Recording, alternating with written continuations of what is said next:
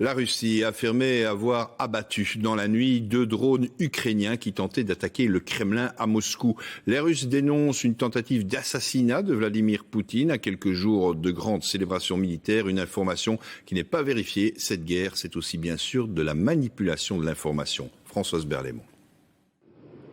Que s'est-il passé hier soir au-dessus du Kremlin ?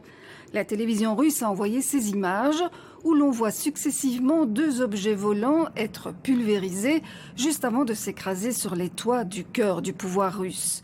Moscou accuse Kiev de tentative d'assassinat contre le président Vladimir Poutine. Une accusation formellement démentie par un porte-parole de la présidence ukrainienne.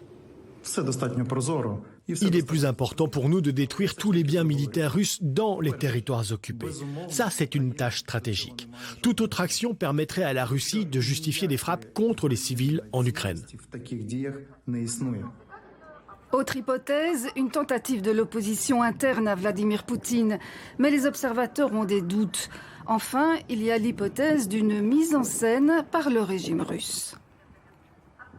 Est-ce qu'il ne s'agit pas tout simplement d'un coup monté par les services d'action intérieure russes pour mobiliser la population derrière son dirigeant en faisant croire à la population effectivement qu'elle peut être à tout moment la victime de frappes ukrainiennes. Et là, effectivement, on est plus enclin à tendre vers cette hypothèse. Washington émet également des doutes sur la véracité de cette attaque. Cet attentat intervient quelques jours de la commémoration du 9 mai, qui marque en Russie la fin de la Seconde Guerre mondiale, et de la grande contre-offensive annoncée par l'Ukraine.